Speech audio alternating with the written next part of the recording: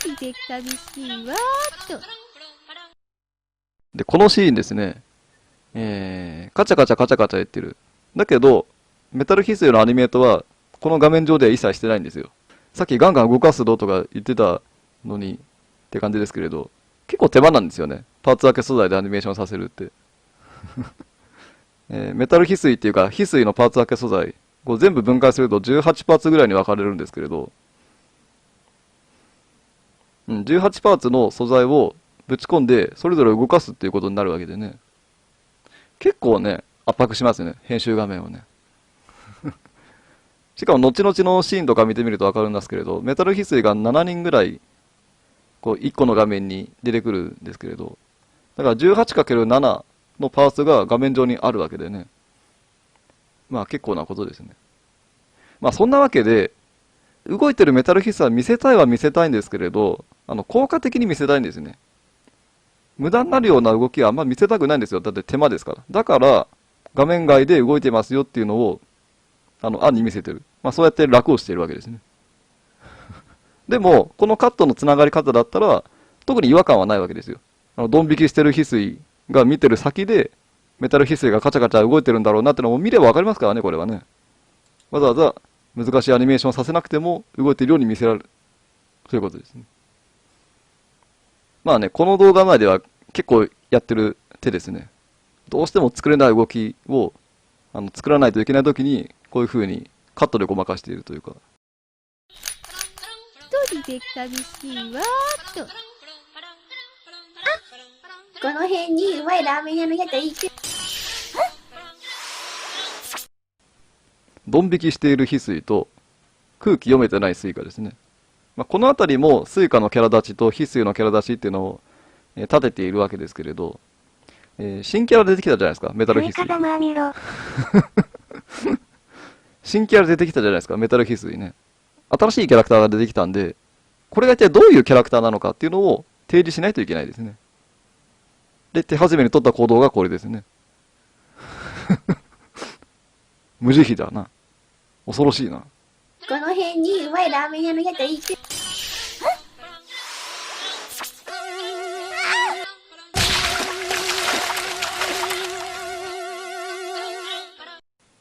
まあこれはね、まあ溶けるスイカなわけですけれど、実際ね、人物が溶けるっていう描写はなかなか難しいですね。どうやったらそういう映像が作れるのか、実際自分で手書きでアニメーション作るとかさ、まあできなくはないですけれど、ちょっと手間なんですよ。めんどくさいんですよ、そんなことは。実際、人物が溶ける描写を描かなくても、人物が溶けたっていうことを、映像演出で表現することができるわけですね。それがこれなんですよ。この辺にうまいラーメン屋の屋台行く。スイカがメタル化する。で、ビームを食らって吹っ飛ぶ。で、次のカットで、壁に叩きつけられた、よだれ BB。もうこれだけで、あ、スイカが溶かされてしまったんだなってのはわかるんですよね。でも、スイカが溶けてる描写ってのはないんですよ、これ。ここに出てるのはただのよだれ BB ですから。これはね、カットでごまかして表現できているシーンですね。まあ冷静に考えたらね、ちょっとおかしいんですけれど。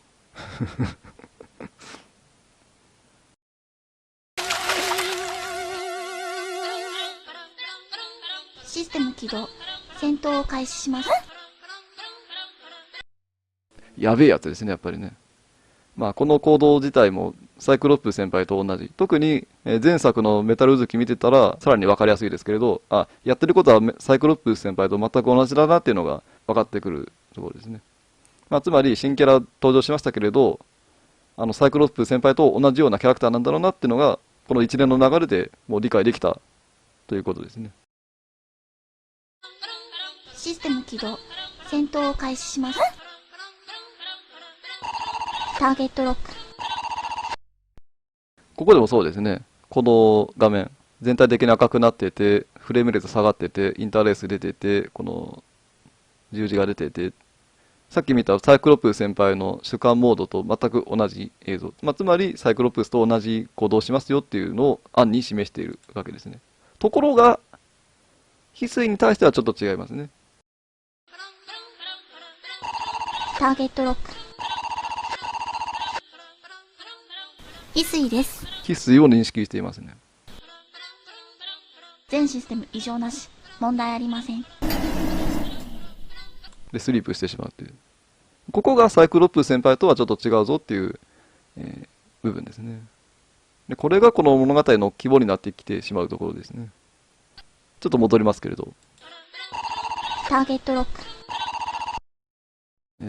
ダブル怪文書ですね。よーく見たらわかりますけれどね。こっち側は変態クソドカタのやったぜの文章ですね。で、こっちはね、拓也さんのウルトラマン拓也の怪文書ですね。まあ、前々から言ってる通り、字幕あまり好きじゃないんで、動きと映像演出で何とか伝えたい。で、ここで文字使ってるんじゃないかっていう話ですけど、別にこの文字っていうのは読まなくてもいい文字なんですよ。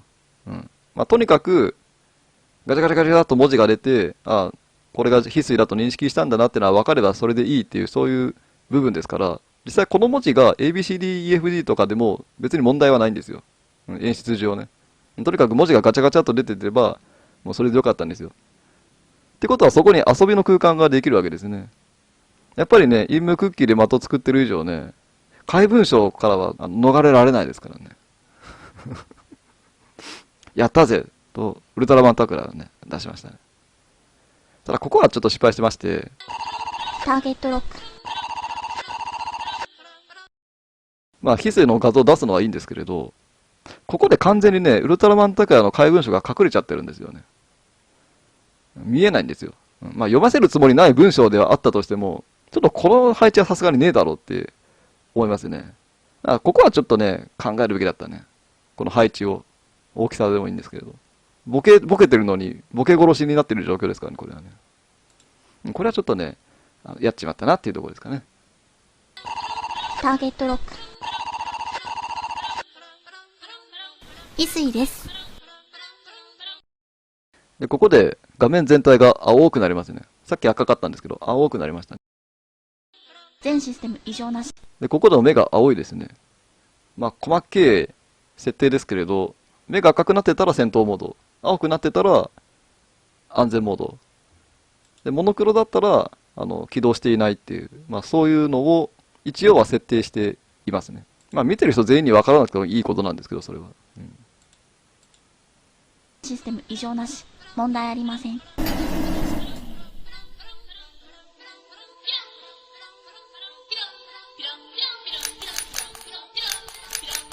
システム起動。問題ありません。全システム異常なし。問題ありません。戦闘モード解除します。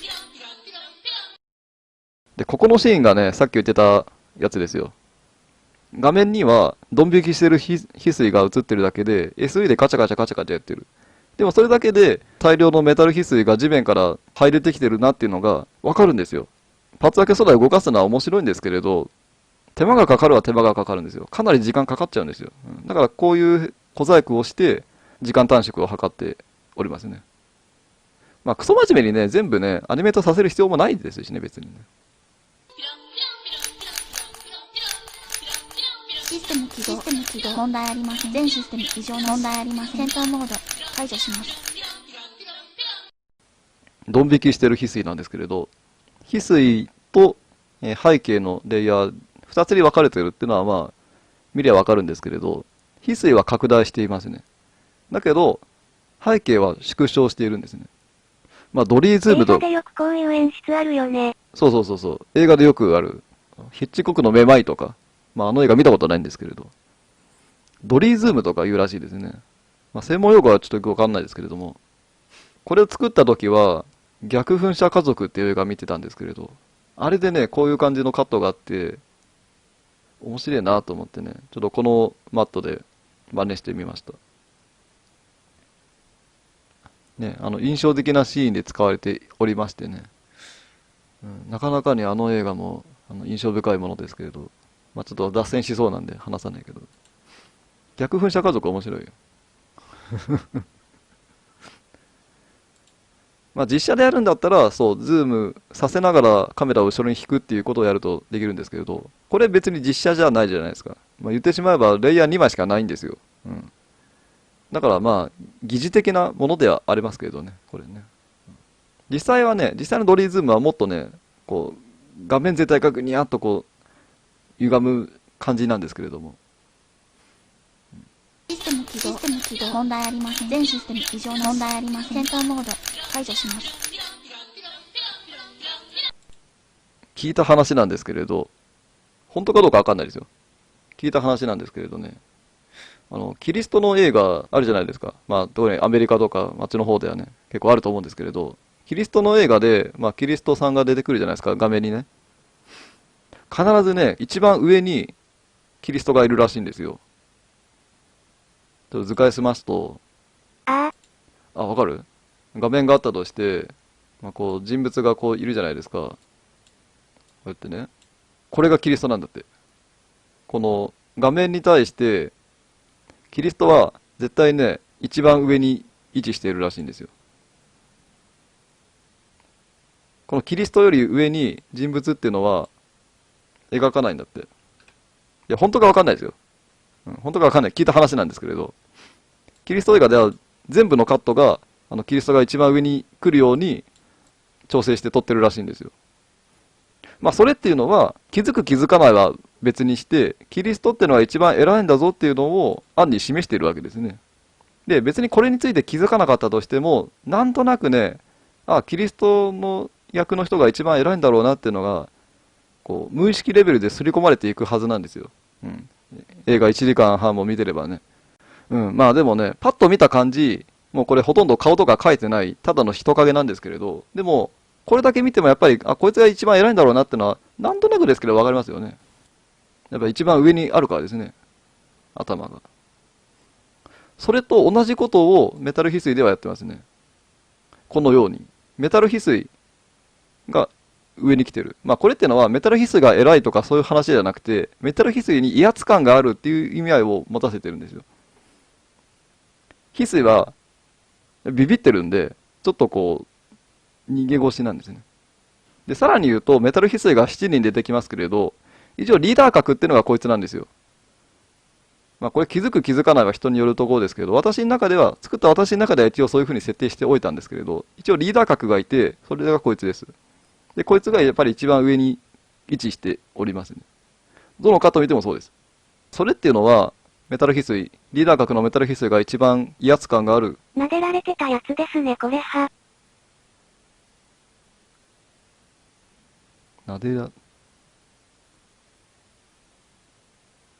そうそうそう。一番最初のカットか。そうそう、こいつ。位置的にも大体こいつかな。さっきのカット見てもね。こいつですね。リーダー格。一番成長してるし。まあ、キリストの構図と言いますかね。一番偉いやつというか、一番威圧感のあるやつが画面の上に配置しているというのですね。で、リーダー格のメタル翡翠を一番上に配置したいわけですけれど、別にメタル翡翠は浮いているわけではないですから、やっぱりそれなりの状況説明というのが必要になってきますね。だからこのカットで、森土の上に立っているっていう設定にしたんですね。わざわざこれ森土作ったんですよ。で、そこの上に立たせたんですね。だから、このカットで、自然と頭が一番上に来ているわけですね。まあ、ちょっとした小細工ではありますけれど、やっぱり別に浮いてるわけではないですから、メタル翡翠というのは。だから、まあ、そういう説明は必要ですね。あと、このシーンにおいてはですね、キリストの構図もそうなんですけれど、三角構図に収めておりますね。全体がね。三角構図においては、メタルマチメ君っても解説したことではあるんですけれど、頂点がある。で、底辺2つある。これを結ぶ三角形の構図に画面が収まっているっていうそういうやつですね。三角構図というのはね、すごく安定感があるんですね。まあ、収まりがいいんですよ、画面の収まりが。まあ、そんなわけでね、これは意識的というか無意識的にやっちゃってることなんですけれど、なんか、うまい感じにキャラクターを配置して絵にしたいなって思ったら、なんとなくね、三角構図になってしまいがちですね、私は。特にこの画面においては、メタル翡翠が7人もいますから。で、それに対して、ビビってる翡翠を配置しないといけないっていう、そういう状況ですから、うん、やっぱりただ並べただけだったら絵になりませんからね。なんかそれなりのルールでもって配置させないとしっくりこないと。で、さらに言うとこの画面はですね、全員の顔が見えてますね。まあ、翡翠は後ろ向いてるからあれですけれど、メタル翡翠7人いますけれど、全員顔が見えてる状況ですね。普通にね、人間を7人配置してカメラ撮っても、絶対顔隠れちゃったりとかあると思うんですよ。だからこれはある意味ではとても不自然な構図ではあるんですけれど、まあこれはね、絵ですから、その辺は自由にできますね。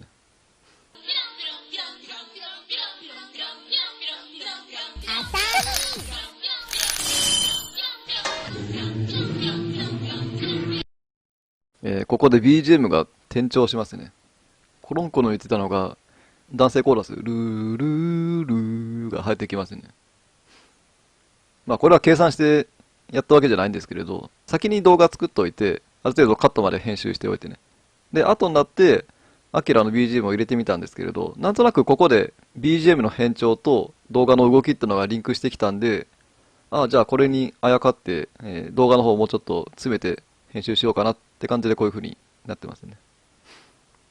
半分は偶然ですね。この BGM の変調とともに画面の変化があるっていうのはね。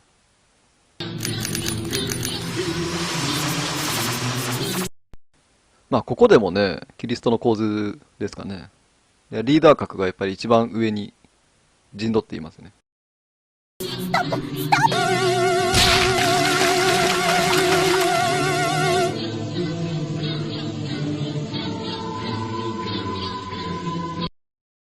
ここもチルノが液化したっていう描写一切していないんですよね。翡翠のこのドン引きのリアクションと SE だけでわかるっていうことになってるわけですよ。うん。まあ、結構楽してますよね。まあ実際人間がぐしゃぐしゃに溶けてるシーンを見たいかっていうとね、見たくないですよね。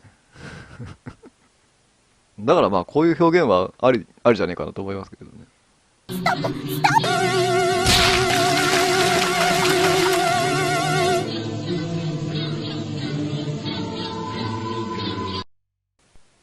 もう無残な姿になってしまったチルノと、足だけ見えてるメタル翡翠ですね。加害者であるところのメタル翡翠たちの表情が全く見えてないっていう絵ですか、これは。足しか見えてないっていうね。怖いですね。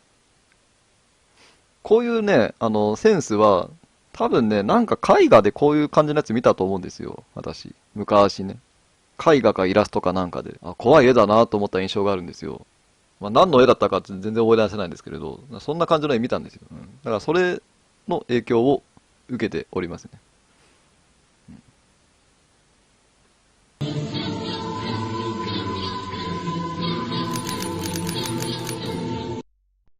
ここでもね、三角構図ですね。あと、メタル翡翠の真っ黒な見た目と真っ青な青空の対比ですかね。これ。もう地上ではやべえことになってる。悲惨なことになってるんだけど、空は空でものすごくこう、垢抜けている。明るいっていうさ。このギャップの演出と言いますかね。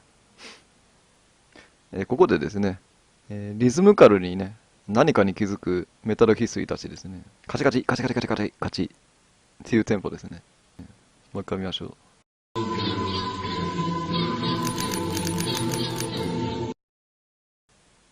まあ、ここはね、先に SE を作っておいて、その SE に合わせて動きの方を作りましたね。やっぱこう、テンポがいい動画っていいじゃないですか。BB 劇場にしても何にしてもそうですけど。ちょうどいいテンポ。速すぎもなく、遅すぎもなく、ちょうどよく、気持ちよく見られるテンポってあると思うんですけれど、なかなかね、そういうテンポを見出すってね、難しいんですよ。まあそんな時に音楽使うのはすごく有効な手段で。これ俺だと SE 最後っすね。あ、そうですか。まあ、私はまあケースバイケースですけど、この場合は SE 先につけました。なんでかっていうと、先にちょうどいいテンポの音楽なり SE なりつけておけば、もうそれに従うだけで、テンポのいい動画って作れちゃうんですよ。動画作ってるとさ、リアルタイムで再生しないじゃないですか、動画作ってる時は。ある程度動きをつけた後にリアルタイム再生してみて、ああ、ちょっと早すぎたとかさ、ああ、ちょっとなんかゆっくりすぎるとか、もう何度も何度も再生して、ちょうどいいテンポっていうのを見出さないといけないんですけれど、すごく手間がかかるんですね。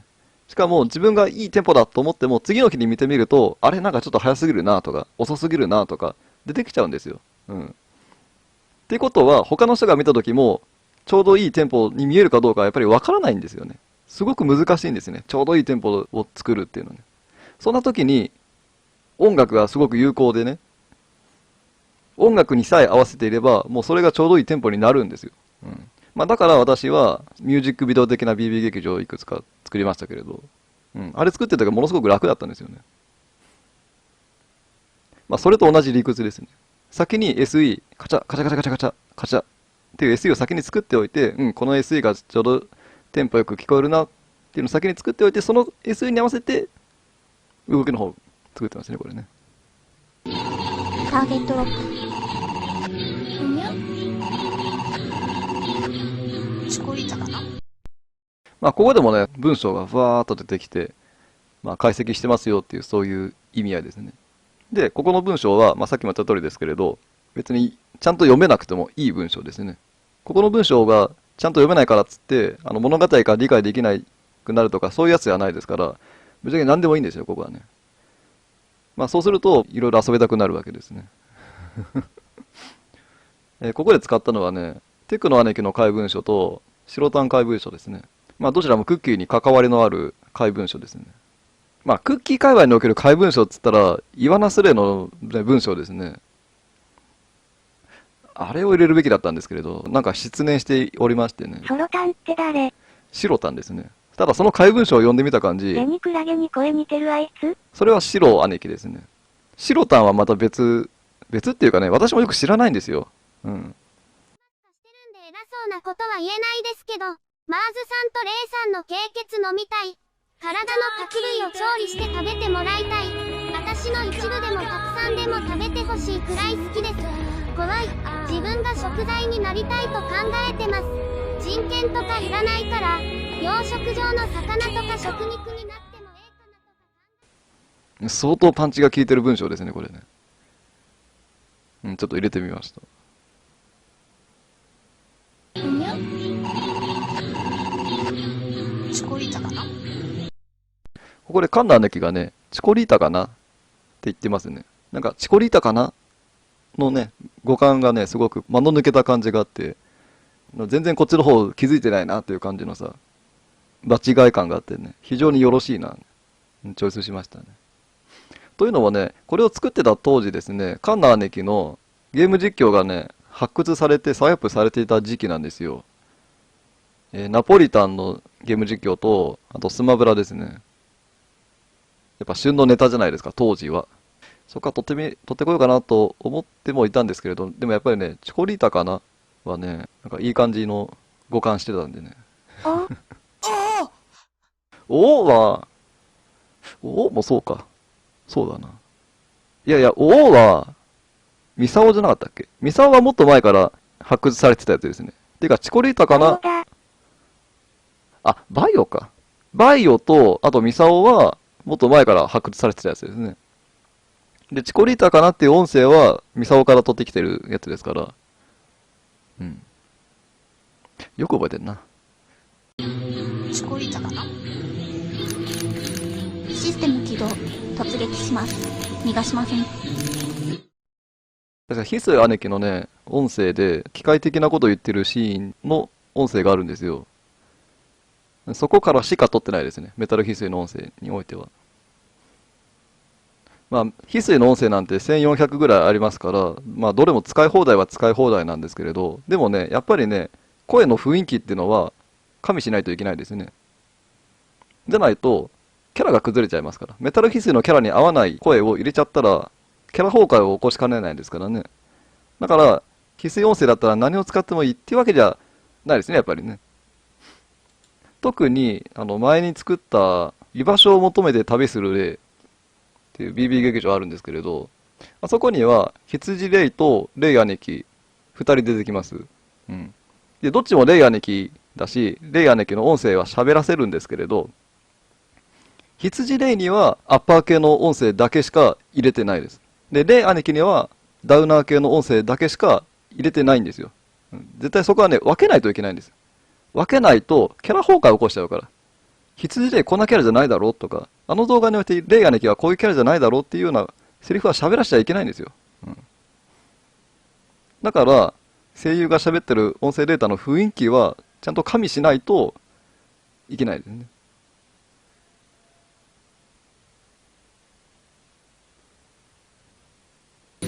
システム起動。突撃します。逃がしません。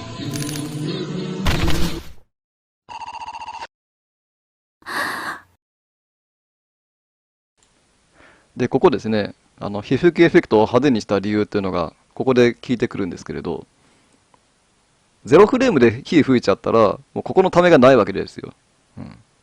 翡翠はメタル翡翠を倒そうとして火を吹こうとするんですけれど、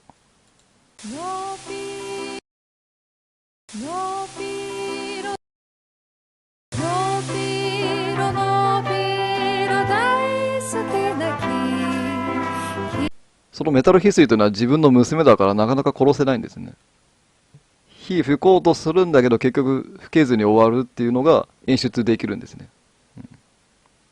これってのは火吹きの前動作とか長めのエフェクトがあるからこそできる演出なんですよ。0フレームで火吹いちゃったらこの演出できないですからね。だからこそ翡翠が火吹くときはそれなりの予備動作とそれなりのエフェクトっていうのをこの動画ではつけるようにしたんですよ。もう一回見ようかな。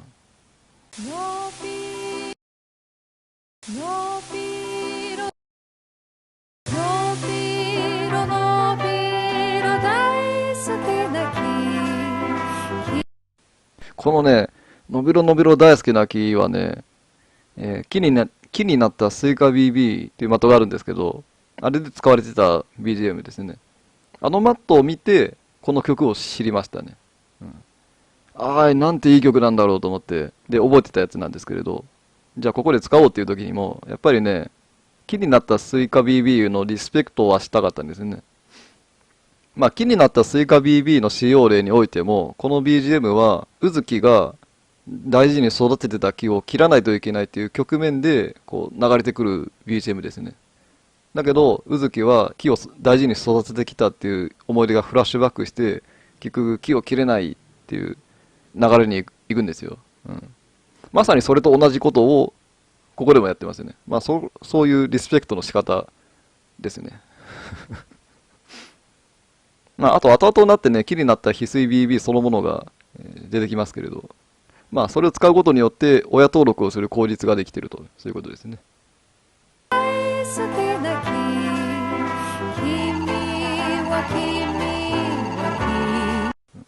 機械が葛藤しているっていう、そういうシーンですね。メタル翡翠は始終無表情なんですよ。だけど、少なからず感情というのがあるんですよっていうのを表現したかったんですよ。まあいろいろやりようはあるんですけれどね。演技であったり、あとさっきの、主観モードですね。このシーンですね。ここの戦闘態勢を解除して、固まるっていうのも、まあ一つですね。ちょっとした感情表現ですよね。無表情だったとしてもね、感情というのはいくらでも表現しようがあるわけでね。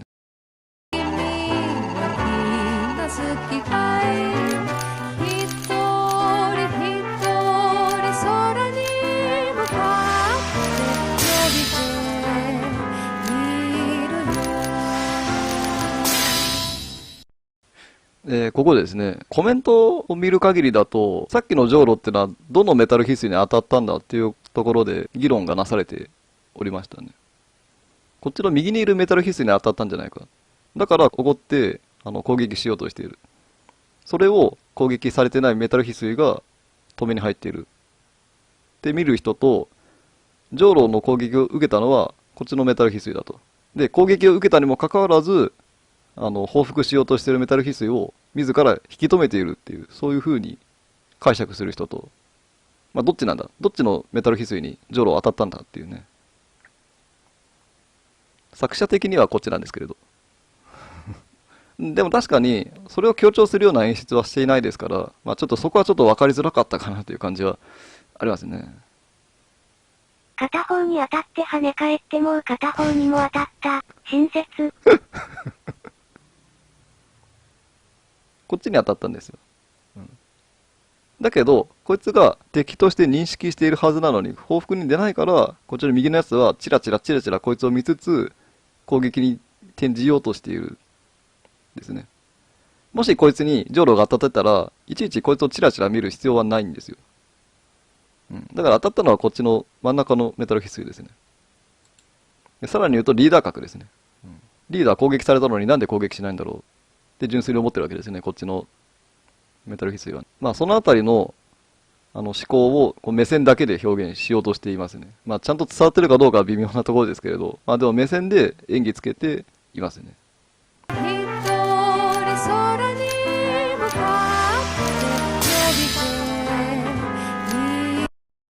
で、ここでですね、手前のメタル翡翠2人が演技することになるわけで、後ろにいる1、2、3、4人のメタル翡翠は、まあただの背景になるわけですけれど、背景も手前にいるキャラクターも色合いが全く同じなんですよ。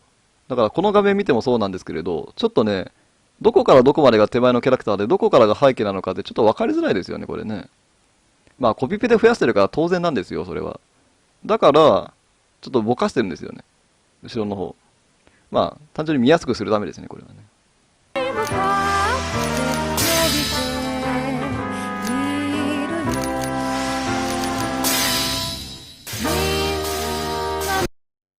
メタル翡翠同士のどっつき合いで、結構派手な SE 使ってますね。カキンカキンって、こうやって使うためですね。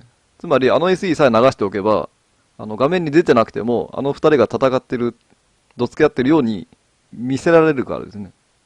まあ、ここでもね、楽をしているわけですね。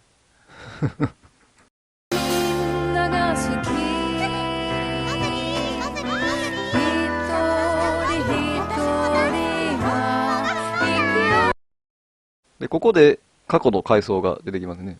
農作物に害虫がついてるっていうね。これはね、農園シリーズで鉄板のネタなんですよ。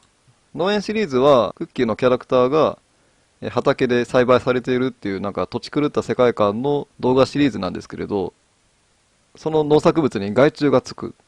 で、それを駆除するっていうシークエンスがまあ絶対入ってくるんですよ。で、どのキャラを畑で育てているかによって、この害虫になるキャラクターが誰になるかっていうのはこう変わってくるんですけれど、ここではね、パセリを害虫にしてますね。マジカスシリーズへのリスペクトですね。マジカスだとパセリっていうのは、まあ、翡翠の敵役として、ライバル役として出てきますからね。やっぱり害虫キャラ誰にしようかなって考えたらやっぱりパセリですね。翡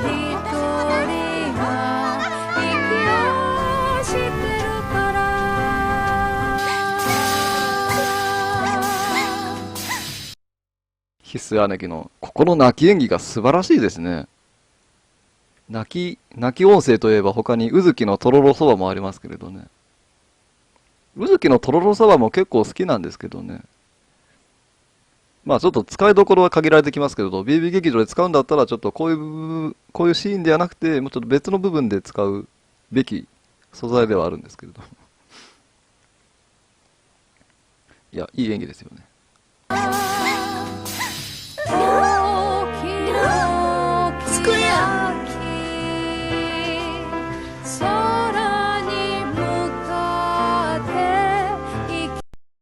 まあここでもそうですね。スイカの近所のクソガキであるっていうそういう性格設定と、翡翠の娘を守るっていうのを最優先に考えている聖母的なイメージ、性格設定を立てていますね。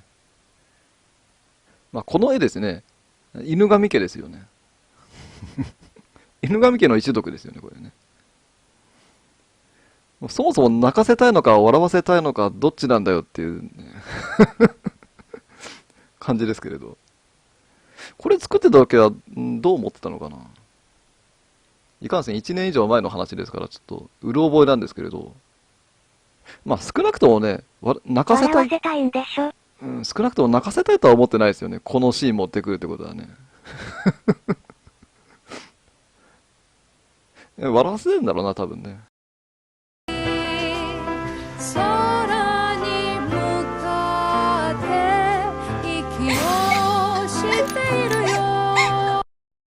ここですね。機械にあるまじきオーバーアクト。このポーズですよ。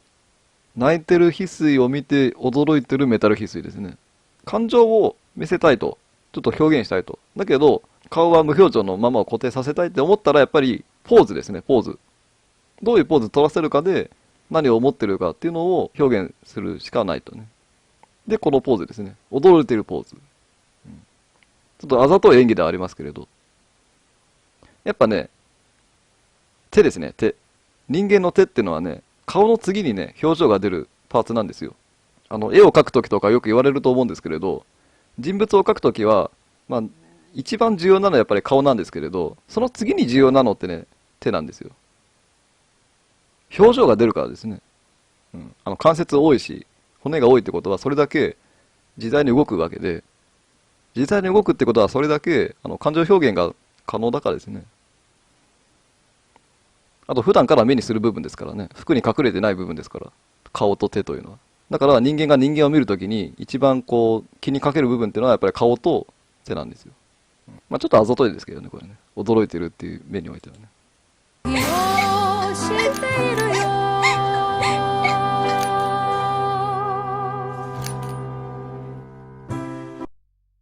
ここですね、作中唯一メタル翡翠が表情を出しているシーンですね。笑っている。なぜ笑っているんだろう。すぐ無表情に戻っちゃってね、飛び去っていきますけれど。あの笑顔は一体どういう意味なんだろうっていうね。ここでですね、引きの絵になってますね。まあさっきまではメタル翡翠のバストショットであったり、翡翠のクローズアップであったりね、被写体とカメラが近い位置の構図が多かったんですけど、ここで1枚ね、引きの絵を挿入しておりますね。まあ単純にね、引きの絵というのは遠くから見た、まあ、客観的な絵ですから、状況が分かりやすいんですよね。まあ状況説明のために引きの絵というのはとてもよく使えますし、バストショットとかアップの絵が多くなってきたなと思ったら、頃合いを見計らって引きの絵を1枚入れておくだけで、随分ね、どういう状況なのかっていうのは視聴者に伝わりやすいですからね。ここで引きの絵を持ってきたのは、これから場面が転換するから、まあ最終的にここはこういう場面ですよっていうのをちょっと印象づけたくて、差し込んだところありますね。つまり、ここの畑なんですけれど、もう畑は半分メタル化してしまっている。というのと、メタル翡翠たちは右の方向へ飛んでいった。っていうのと、壊れたメタル翡翠が一体沈んでいる。というのと、翡翠が取り残されているっていうのが、印象づけられるんですよ。なんでここで印象づける必要があるかっていうと、後々になって、まだこの場所でね、起こることがあるので、そこからどう変わっていくのかっていうのを印象づけるためですね。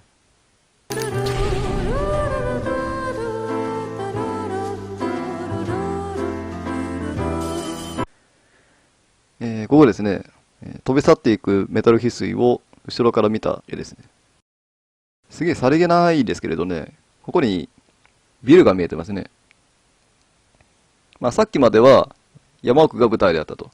で、このカット1枚で物語の中枢が街の方へ移動しているっていうのがわかるわけですよ。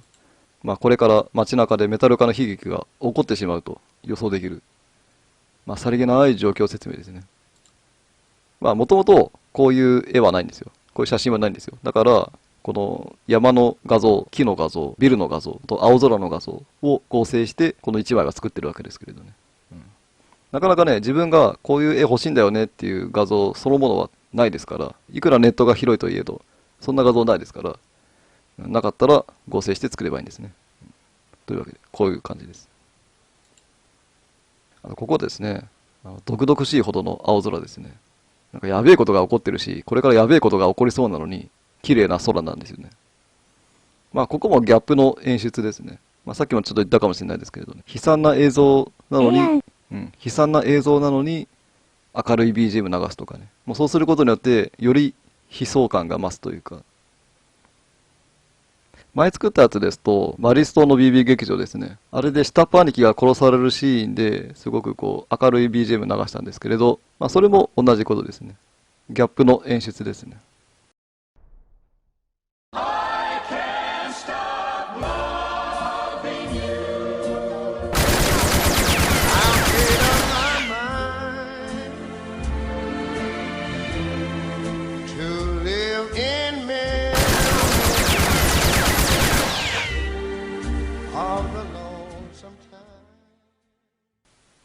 まあ、ここに流れてるのびろのびろ大好きな木自体もね、まあそうなんですけれどね。これからもうメタル化していくと、街が、人々がメタル化していく、もうやべえことになっていく。そのバックで流れているのがのびろのびろ大好きな木ですからね。すごくこう、ギャップがあるんですよね。やってることと流れてる音楽がね。そういうの結構好きですね、私。おや？はい。メタル化の波が押し寄せてきております。ここですね、ここの背景。クッキー本編から持ってこられたやつですね。ここってさ、なんだろう。どういう街なのかな。東方のことよくわからないんですけれど、幻想郷ってのは、何なの？渦政村っぽいなと思ったんですけれど、京都の渦政村。江戸村とかじゃないんですかね。ああ、江戸村か。なんかそういう時代劇のセットみたいな街っぽいなって思ったんですよ。よくクッキー見てても、渦政村とかコメント出てくるしさ。だから一応まあ、その雰囲気を持たせつつも、後ろにビルを合成させて、とりあえず人がたくさん住んでるんですよっていうのを表現したかったですね。全然人通ってないけど、この通り。この背景を見る限り、多分人がたくさんいるんだろうなっていうのが、なんとなくですけど、察しがつくところですかね。イメージとしては、その、渦政村みたいな風景ではあるんですけれど、住宅地もあるし、オフィス街もあるし、まあ、とにかく人がたくさんいるっていうイメージで背景は作ってますね。まあ逆に言うと、翡翠とか宇月は、そういう人里離れた山奥に住んでいるってことになりますよね。で、ここですね。メタル翡翠がやってきます。おや？すごくこうリズムカルに、もう間髪入れずにメタル化していく感じ。もうこれから殺すぞっていうさ、そういう猶予は一切ない。まあ、このあたりはメタル翡翠の無慈悲さというか、機械っぽさっていうのを出したかったんですよ。まあそんなわけでね、間髪入れずガンガン人々を金属にしていきますね。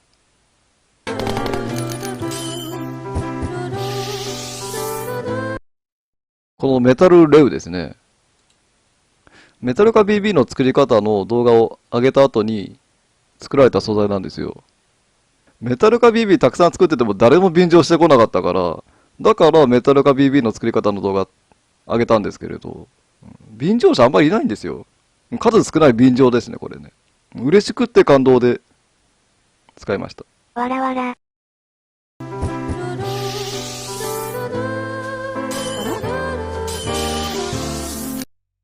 ここでもですね、渦政村ですね。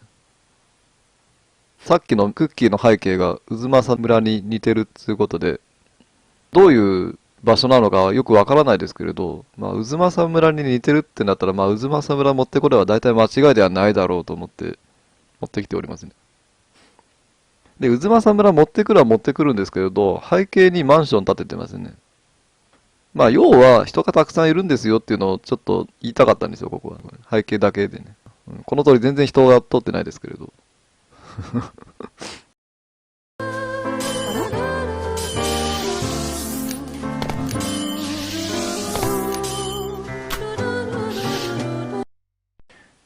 イワナがね、メタル化してしまいます。見ればわかるんですけれど、イワナが常にプルプルしてるんですね。なんでプルプルしてるかっていうと、メタル化した時に完全に止まるっていうのを見せたかったからですね。つまり、死んだっていうのを暗に言いたかったんですよ。